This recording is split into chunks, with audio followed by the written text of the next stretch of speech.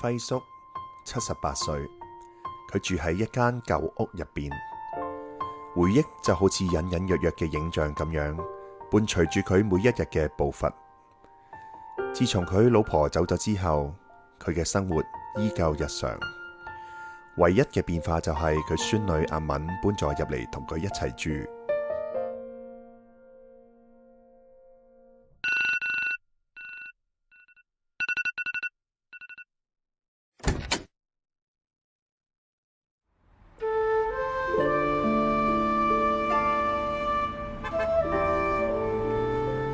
清晨，輝叔佢出門口啦，就好似平日一樣走向菜市場，每一日咁樣重複，但係喺佢嘅步伐入邊，每一次都唔太一樣。街角嘅香火啱啱點起，熟悉嘅攤位啱啱開始擺攤，佢唔急，一路走得好平靜。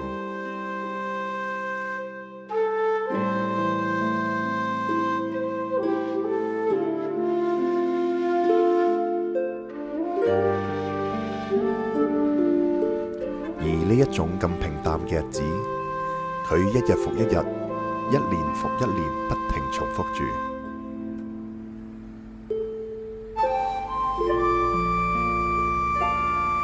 輝叔佢經常走過嘅路磚，早已經成為咗歲月嘅痕跡。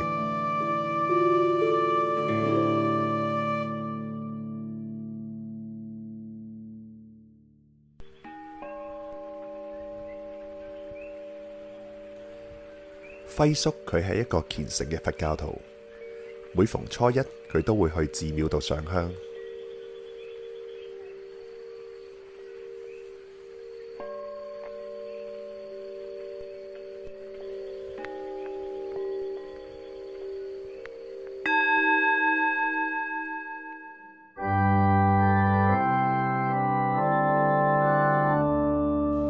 而阿敏佢係一個虔誠嘅天主教徒。喺繁忙嘅日子入邊，就算幾忙碌都好，佢喺禮拜日都會參加彌撒，信仰已經成為咗佢生活嘅一部分。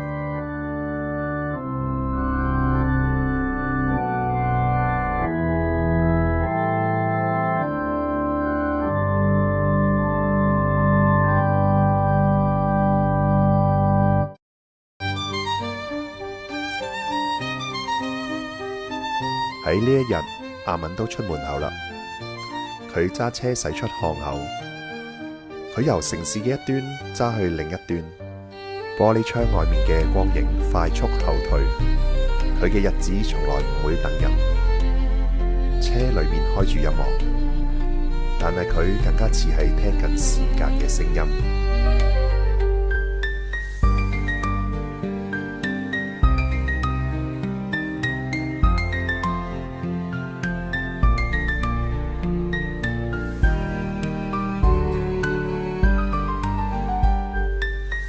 阿敏嘅生活就好似一個唔識停嘅陀螺咁，放工嘅時候佢會經過熱鬧嘅街道，有時會趁時間唔覺意乘虛而入，進入到去人流入邊，感受下人潮嘅氣息。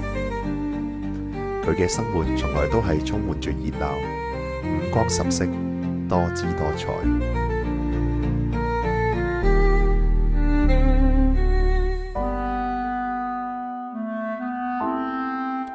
一老一嫩一齊生活喺呢個家入邊，但係生活卻有着唔同嘅節奏。佢夾佢嘅餃子，佢切佢嘅漢堡。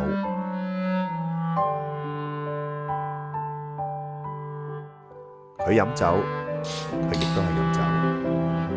佢話佢太過快啦，佢笑佢太過慢。彼此嘅步伐都唔同，但係始終冇語言之間嘅碰撞。